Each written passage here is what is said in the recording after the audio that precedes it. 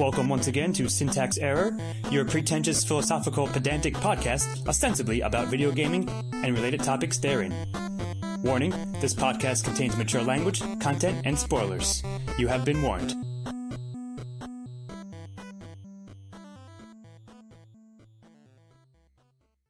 And welcome back to a very special episode of Syntax Error. We have a very special guest with us. Some of you might have caught our episode about Arcane Reality and the virtual reality arcade that they're running. And so we have invited Rami Madbouly from Arcane to chat with us and to tell us about his experience and his work within the VR realm. So welcome, first of all. Thank you. Why don't you tell us about I'm interested in how you got into this. What interests you about VR? How did you sort of get the idea or get into the field, etc.? All right, so let me start off with college. So Sure. I had a degree in electrical engineering, and I dabbled with a lot of classes. Mm-hmm. I started with robotics and computer vision. Okay, nice, yeah. So that got me interested with 3D and stereoscopic reconstruction and all that cool stuff. After, I believe my senior or spring semester, I took virtual reality. And that As a course? Yes. Wow. So that course was really... I wish that existed when I was in college. Yeah. It was more focused on the history of virtual reality. Okay. Mm-hmm. But it definitely piqued my interest at the potential in the industry. I actually didn't get to try out any VR headsets while I was there. Right. So we focused on building stuff in Unity and making 3D experiences. Right. But that's where my interest was piqued, where we actually used the Razer Hydra. Okay, which was, I don't know if you're familiar, but it's No, the magnetic base station with motion controllers. Mm, so that was my first gotcha, taste of motion controllers, and I really saw the potential in a system like that. So after that, I started really looking into VR, and I got excited about the Oculus and whatnot, which I thought was exactly what I was going to go in to actually test and play with, but he didn't have any in the class, so that was unfortunate. So I really, really, really wanted to try VR for a good year and a half to 2 years, and just never got the chance. Couldn't get the chance yet. Yeah, sure. So interestingly enough, I had an event in the city where I was with a group of friends, and I missed the meeting. I missed the event. So, because my friend took a wrong turn, who actually is one of my co-founders. Classic story, yes. Yeah. And so we were like, dude, we're not going to go in with 10 mintes left into this interview. So let's just go do something. So we went to the Microsoft store. Okay. And long and behold, HTC Vive was the demoing for the first day. And so I was like, holy shit, this is my chance. So we waited for a good half an hour.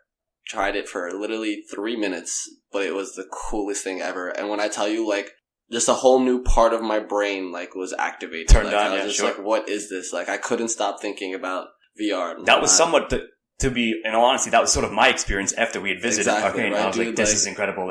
I just couldn't, there's no way to, tell people about it without actually just being there. So I know what you mean. So yeah, that was awesome. And then the same day, actually, I got to try out the HoloLens. Oh yeah, okay. So I got a little taste of VR and then a little taste of AR. Nice. So then that was really cool. We, tried the HoloLens. The field of view was whatever, but the experience overall was really good. The real world tracking, it would actually map to exactly where you put it. Yeah, that's really cool. So that was really awesome. But I was much more impressed with the VR, and I knew that I had to do something. So our first thoughts were, dude, we could do stuff with education. Imagine stuff with physics or chemistry. You can literally get kids hooked on learning. And through it, it's something that a textbook would never do, Exactly, yeah, you're right. No textbook in the world. You can't get that experience would from give you the experience. Yeah, exactly. Of a 20-minute, not even a 5-minute lesson in VR would last so much longer than an hour of reading in a textbook, I think. Sure. I agree with that, I think, as well. So that's where it started. And then I started thinking about entertainment. So we were what if we became a mobile platform for VR where we did birthday parties and events and whatnot. So we played around with that. But we actually had a connection with someone who had a space that he wasn't really using to its fullest potential. So we collaborated with him, and now we're based out of Juice Tank, and we're doing 30-minute sessions, whether it be single-player or multiplayer. And we're also doing birthday parties and events on demand. Oh, really? So, cool. Yeah, I didn't know that aspect. That's pretty sweet, though. Yeah, that's pretty awesome. And, yeah, so not only are we an arcade, though. The arcade comes to you. Yeah, exactly. But we also develop too. So, we make, not only just games, but we also make hardware to make those games. Yeah. And that's sort of what I wanted to talk to you about as well. Sure. That aspect. So you guys, do you have your own, use HTV and Vive, you were saying, right? Yeah. As well as Oculus. Yes. So are you developing your own hardware on top of that, or just using that and developing?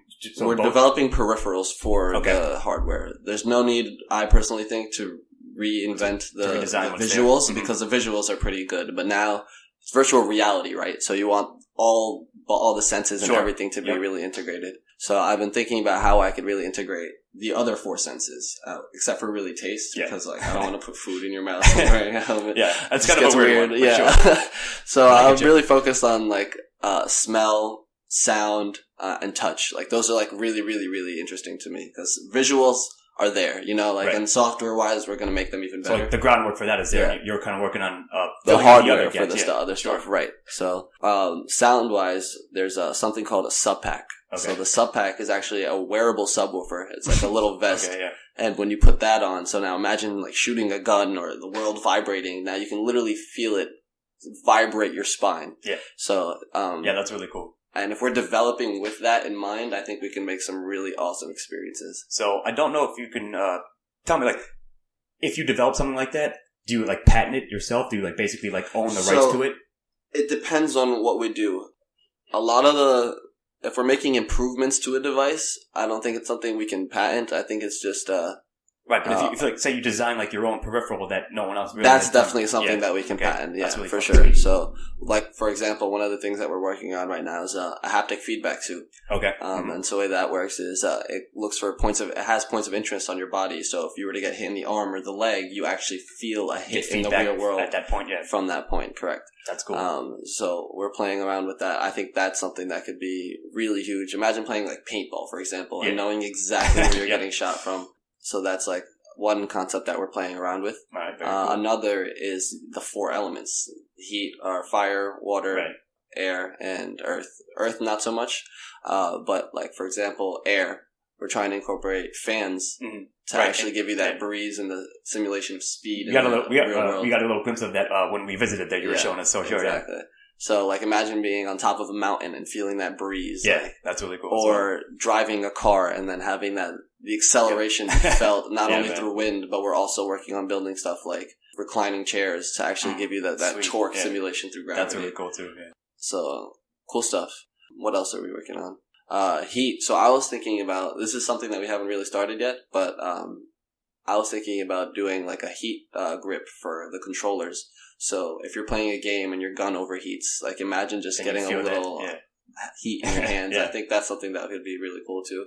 Water. I don't know if you've ever been to Six Flags and been to the 4D rides, but I haven't been there in years, but I do remember going there at some point in my life. Yes. So they had the SpongeBob ride, and I remember they had like wind at the bottom right where your feet are, and they had mice on the screen. And when the mice came running, you felt they were blowing the wind, so people were screaming and lifting their feet up. And there was also a scene with the bubbles, and he popped a bubble, and everyone got wet in the audience.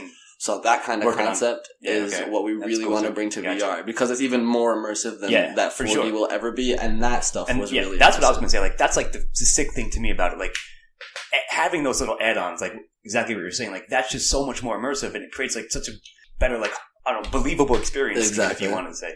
But it's so really fascinating. Cool. So what kind of, I also want to ask you, like, software-wise, like, developing games, like, what do you guys use for that? Do you like have licensed software? Do you also do your own coding? Right. So there's 2 outlets we're taking. Okay. One is we develop content on our own and license that out and sell it later down the line, but we keep it exclusive initially for a bit to beta test and perfect.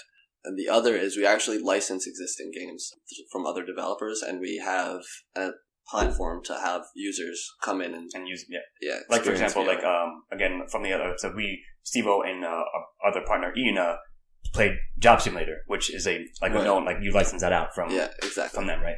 So those are our 2 methods of gaining content at the moment. Software wise, those are the 2 ways that we're really obtaining everything. So something you had mentioned to us that I mentioned on the other episode, and I want to talk to you a bit more about it, is that one of your ideas that I really, really liked is that you would ask customers, like users who came in, and get feedback from them and say, what do you like about the game, or what kind of game would you like to see, etc. And then based on that, you'll basically in-house develop it or tweak it or whatever. Exactly. So could you tell us a bit more about that? So one thing that I really noticed that I think like everyone did when we were younger was like, yo, they should make this. They should make that. Exactly. I was like, I'm still like that. Yeah. Well, I'm that they now, so why don't I listen to what people want and make it? That's awesome. Yeah. So that's an amazing description. We survey people at the end of their experience, and one of the last 2 questions we ask are, was your favorite childhood game, and what was your favorite childhood hobby? And we use that information to get a consensus of what our demographic really wants to see. Yeah, that's awesome. And that's what we build. Yeah, that's like, to me, that was mine. I'm like, that is such a smart idea. I can't believe no one has done it. Yeah. And I appreciate you guys so much for doing that. Yeah. It's amazing. I think it's really awesome. And with time, it's going to really prove its worth, I think.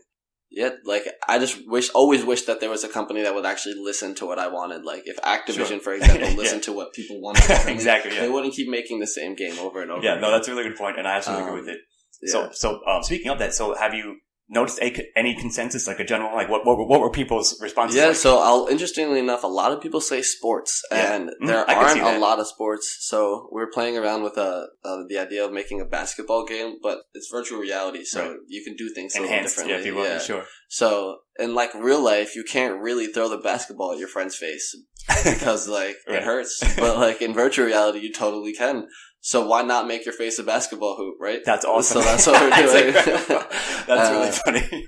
So we're working on making like multiplayer games, where one, like your face is a basketball hoop, for example, and you and your friend are playing basketball, and whoever gets the most points wins. Like, remember the arcade game with the basketball hoop that moves side to side? Of course, yeah. Well, now you can bounce down and like, that's literally you. So that's really great. I think that could be a lot of fun. Again, multiplayer is something that is like really in high demand, but low in supply in the virtual reality scene. I can see right that now. too. That seems to be the case. Actually, shout out to Onward. They actually made one of the most amazing experiences recently. Yeah. So it's like a Call of Duty-esque game in VR, and they took the risk of using the touchpad as the motion. Okay. So you actually I see. Yeah. stand in place. I see what you mean. But like it feels so real, and it actually, some people get motion sick, some people don't. But it's one of those games where they did such a good job of simulating it to reality. It's eerily real. Yeah. Like, it's just amazing. Like, the guy, there's so many posts. If you go on Reddit Vibe, like, it's just saturated with Onward posts. Like, people are like, wow, my friend died in front of me. I felt like he just died. We got pinned down. I ducked on the ground. I was pulled out a grenade and tossed it. Like, it was just crazy. Like, it's one of those games. It's probably the first game that's really been able to press that adrenaline button in people's brains without them even noticing. Engage it that way. Yeah, sure, man. That sounds incredible too. Yeah. So it's really, really cool. Multiplayer wise, besides Onward though, Raw Data was one good game, and Hover Junkers. But besides that, there's like about maybe 10 titles that are actually worth playing. Yeah. That are multiplayer. So is it hard to develop or just people? Right. Just so the issue with developing multiplayer is you need a server. Okay. And so servers are not easy. It's a commitment for a lot of people. Like, you have to either shell out the monthly fee or buy a really expensive server. So there's a lot of resistance in indie developers. Sounds like front end investments, if you will. Sure. And VR is primarily indie developers right now. It's there's not a lot of AAA titles. There are a few going in now, but up until now, it's been mostly indie developers. Pretty sparse, yeah. Yeah. So not a lot of them have been focused on that aspect. Fair enough. I mean, I'm interested. Like, I think we were playing Irreversible, which is a zombie game, sort of a zombie shooter that we played at your arcade. That would be really fun multiplayer. Right? But, like, I think, and you can add so many awesome effects, but you can see, like, Irreversible, experience-wise, amazing, but, like, quality-wise, like, the animations weren't anything crazy. But see, that's the thing, like it doesn't need to be. It doesn't, exactly, like, it served a purpose for what it is, and it was still very intense and engaging, and I had a lot of fun with it, and I could see it being a lot of fun with having somebody with me, like, for sure, murdering zombies side by side. I totally agree with that. I think it could be so sick. It just sucks that in the majority of games in VR, you have to be alone. And that's just something that I noticed. I was like, wait, I just want to have my friends experience this. Like, I'll always like, do you see this? Like, are you seeing this? Sure, like, yeah. And it's just like, I wish that they could be experiencing it with me. And not only just friends, but imagine going into an experience like this with your whole family. Yeah. And just like all of you being able to experience VR together. And like, you can literally, it's interestingly enough, it tracks to height. So without even, and like putting their model, you can tell who's who just from different perspectives. Yeah, exactly. Sure. It's pretty interesting. I'm sorry. Go ahead. Here. Steve-O here, by the way. I'm here as well. He's in the background engineering. Go on. I was just thinking about this. I think it'd be the coolest thing ever to have like an arena filled with like spectators who aren't actually there, but like if they all have VR rigs at their house or whatever, they could go sit down, watch like a football game or something with virtual reality players. It's like, funny that you said that. Like something like that would be crazy. We were dabbling with the idea of VR Olympics, essentially, if you will. Yeah, so, that's like, awesome. Imagine, that's fucking incredible. But think about it this way: it's actually very doable in this moment, because what if we just had the Olympians, if you will, all with using HTC Vives, right, playing our game in our sport, whatever it may be. And anyone who wants to spectate can just download our app on their phone. Yeah, that's a really good idea. Hell yeah. We'll send them a cardboard, and then they can literally spectate, but all they can do is spectate, because that's the difference between the cardboard and the But still, that's still really fucking cool. Exactly. But like, that's all they need to do, because all you want to do is watch, and it consumes your vision, so it feels like you're actually there. But you just can't really use your hands yet. Yeah, sure. So this is step one. You'll be able to version 1.0, if you will. Yeah. So now imagine being able to even somehow down the line interact with the Olympians and like add stuff into the game where you have to like throw in a ball and like make it an interactive. Throw them a weapon or whatever or something. Yeah, not from just like internally, but from the audience too. I think is something that could be played with. Yeah, for sure. And that's something we said again. Like it would be. I think it would be impressive to watch people who are good at a certain type of game, whatever it was, like whatever it may be that you're saying, just to like hang out and like watch them own it or whatever, or like have a duel with somebody or something like that. So yesterday, interestingly enough, there was the first VR tournament. Really? Yeah. Between 3 other arcades. Unfortunately, we weren't aware of it, so we couldn't be a part of it. But 3 arcades internationally from Canada and 2 from America had hosted competitions. Really? So for high scores in a bunch of games. So. Nice. Even that, I think, is a really, really cool element. That would be cool just to check out as well. And it was just, I literally got lost watching it for a good 10 minutes, just seeing the efficiency that people are already at. That's exactly what I'm saying. And you can see the skill level difference when people are side by side playing. You can really see, wow, this guy is literally, it seems like he's actually holding a bow and knows exactly what he's doing. Exactly, right? It was just really cool. Yeah, again, it's something like, I've always been a big gamer. I grew up on games and so forth, but of course, it's not the same thing versus VR. Exactly. But you can appreciate, like, if you get good at something, like, it's obvious when someone has a higher skill level. Exactly. VR was always the dream for us when we were younger. Everyone wanted to be in the game. And exactly. And now we're doing that. Yeah, like, you're making it happen for people. It's only going to get so much better. It literally feels like you're in the Matrix every time. And then when you remove the headset, it's just like, you forget that you were actually where you were when you put it on. No, yeah, like I said in the other episode, it was so immersive that, I mean, it felt as real as it would have if it actual was reality. Yeah. Like we were like, and Steve was Matrix dodging lasers and so forth. like it was just incredible. It was so much fun, and you cannot get that experience elsewhere. Exactly. So yeah, I mean, again, I was really impressed and super interested in all this stuff. So, another kind of background question.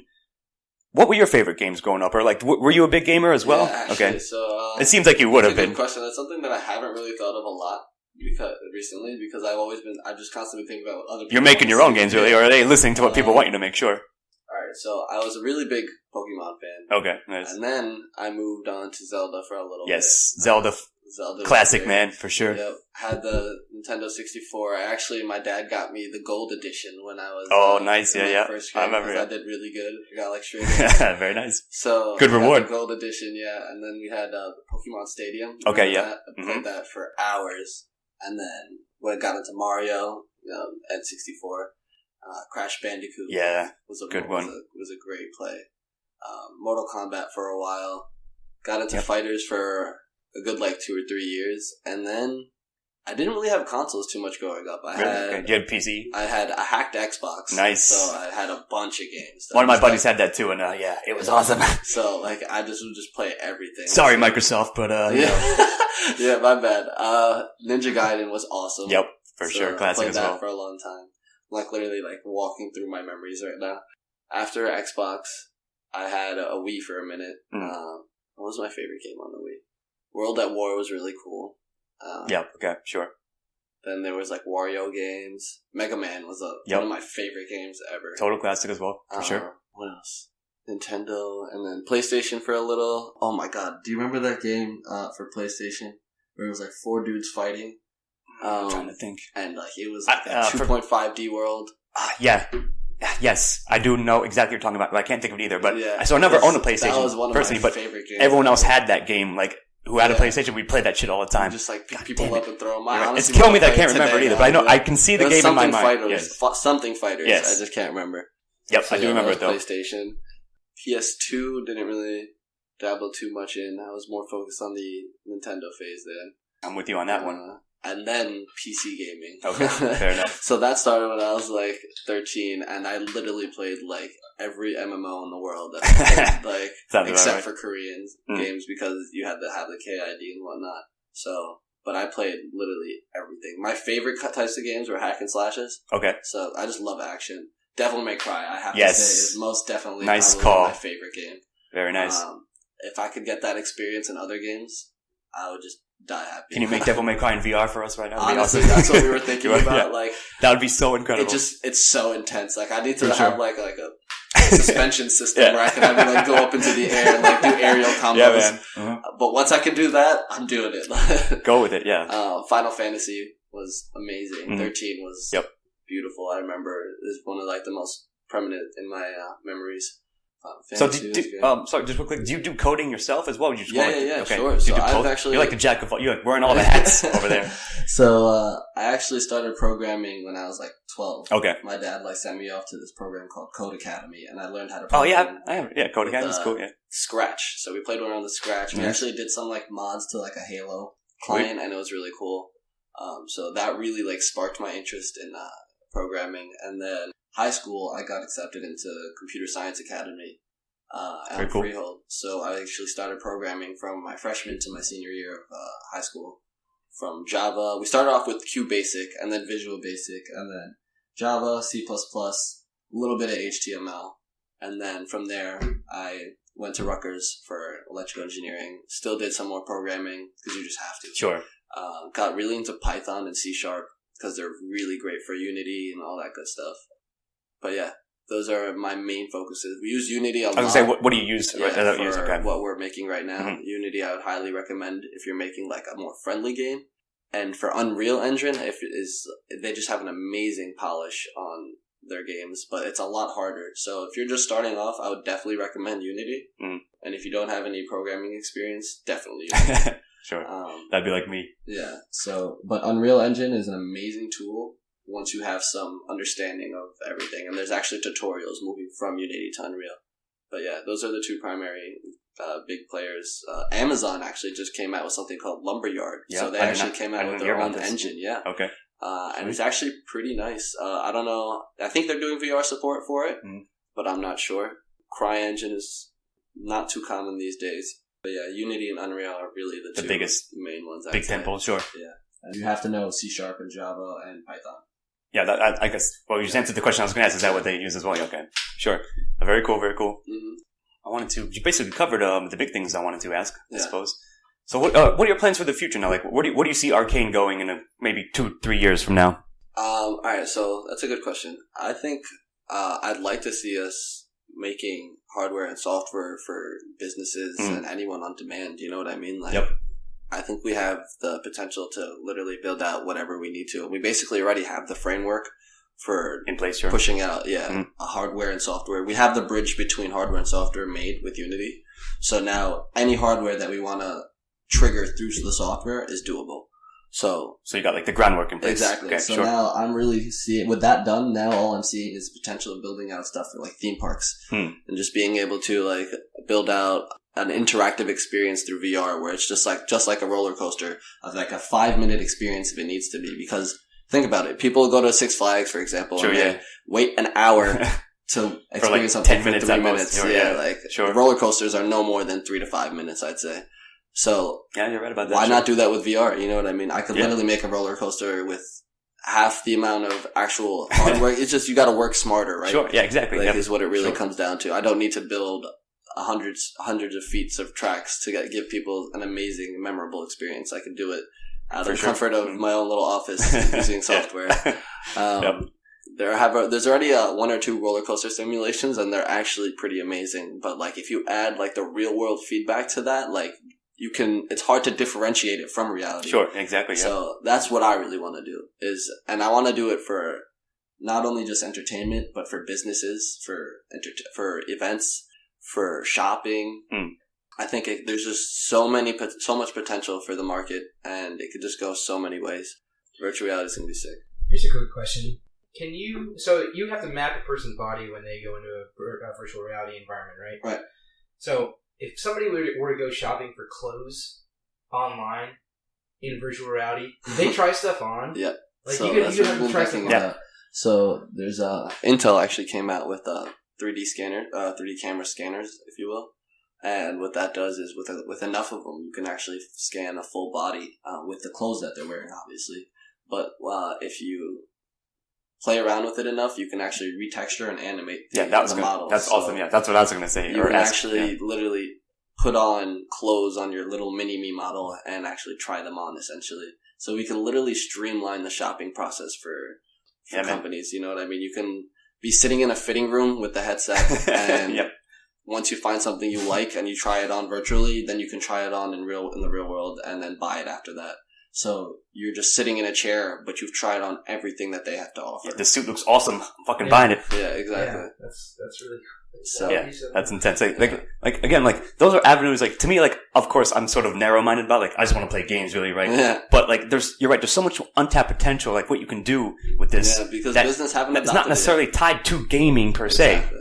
But it is really cool the things you can do for sure. Because honestly, though, what is gaming other than an experience with an objective? Yeah. You know, that's you're right about that. Sure, you know, exactly. Yeah. So, and if the objective is just shifted to whatever else, yeah, you know, for sure. And even training and education. Imagine testing a doctor's proficiency.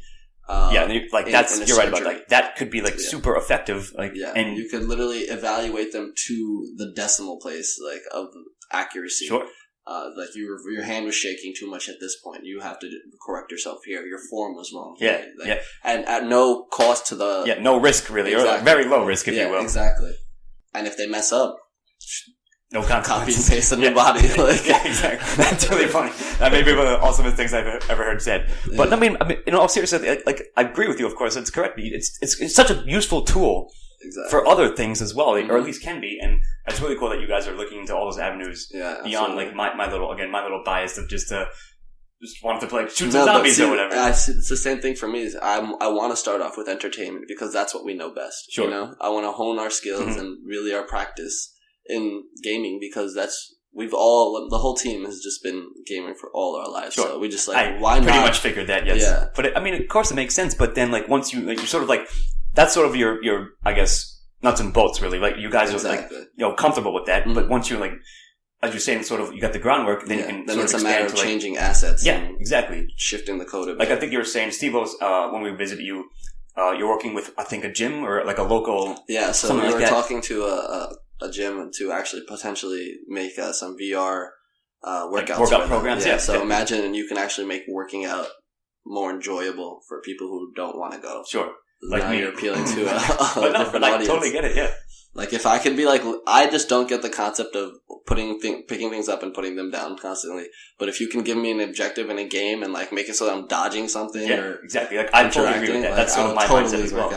But yeah, that's really cool. And like it was funny too because we sort of got a low, like a short bit of a workout again, like dodging lasers and stuff. Like it works up a sweat. Yeah, you don't expect that when games literally shoot back at you. You have to get out of the way of it. I was saying that I played the archery game for a while, and the next day my arms were sore from doing that. Yeah, man, working out there. But no, like I found that very interesting, very fascinating that you can use this tech to sort of explore those avenues that even it's not like the main thing most people think of when thinking about VR, but certainly you can apply in other areas. See, and the fascinating thing is your arms got sore without any actual resistance. Right. But like even imagine we added resistance now, and now you're getting like triple or quadruple the workout that you just had. You have to actually draw a string. Yeah, exactly. Imagine you actually had that feeling. Mm-hmm. And I just had the idea yesterday of potentially doing that with magnets. So imagine there's two strong magnets between the controllers that just gives you that feeling. That's really cool. That's such a good idea, man. So I think I'm going to try to. I guess you're probably going to be careful around all the computer equipment. Yeah. I guess that is a risk. No monitors. For sure.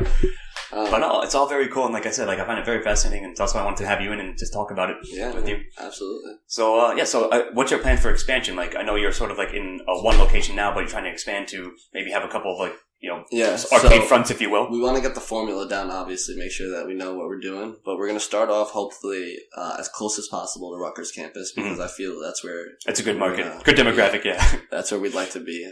And after that, we definitely want to franchise it out and make it something that we can have anyone experience anywhere. Globally, too, honestly. Sure. I have a lot of connections in Hong Kong that we could possibly do. That's a good market as well, I would think. Yeah. So I think we can do a lot with that. Arcane Reality I think is here to stay, so I think we're going to... I certainly hope it is as well. Yeah, so... I'm a big supporter of you guys. Some cool stuff. I'm very excited for the future. But yeah, I want to start off in Jersey, potentially move to centralized Central America, if you will, and then the West Coast. Very cool. That's the plan, I hope, in my head.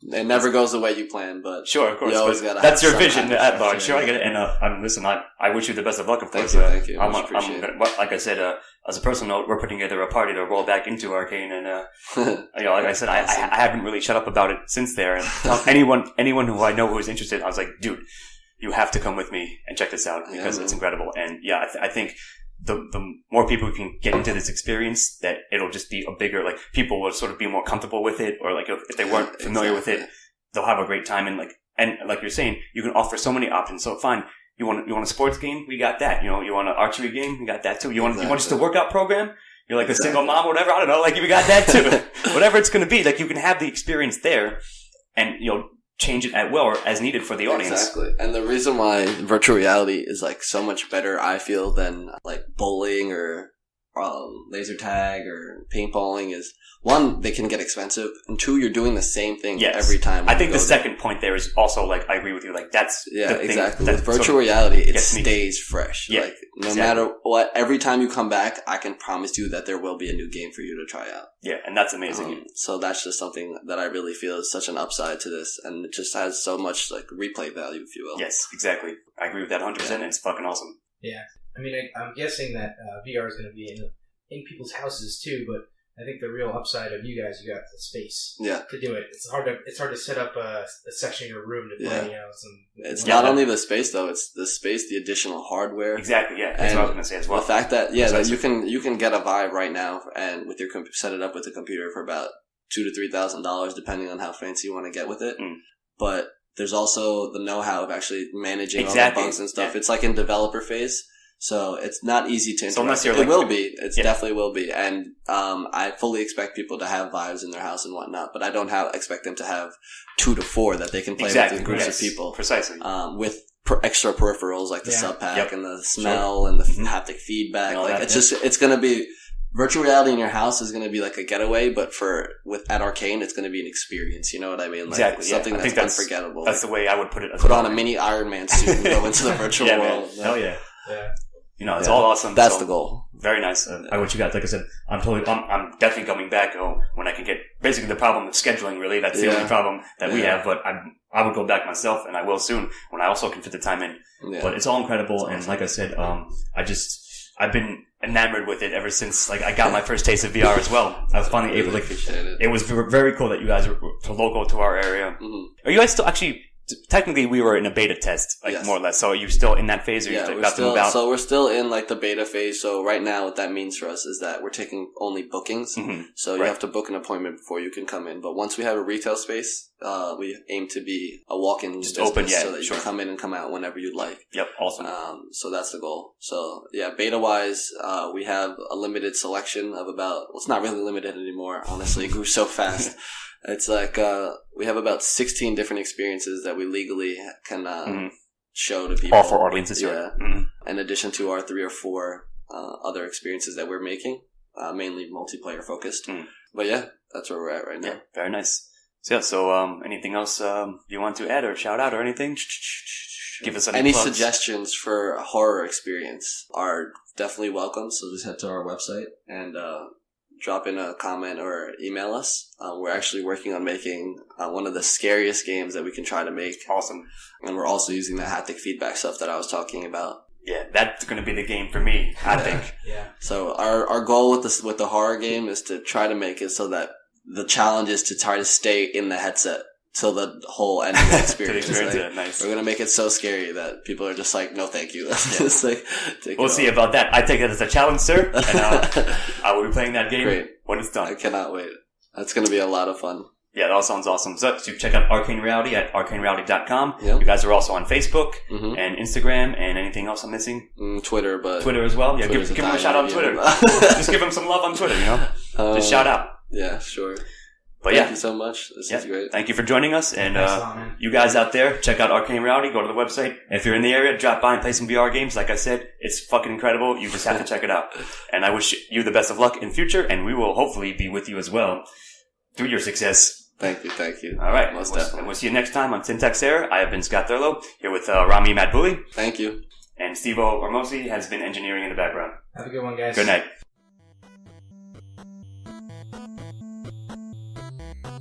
This has been Syntax Error. Thank you as always for listening, and we will see you next time.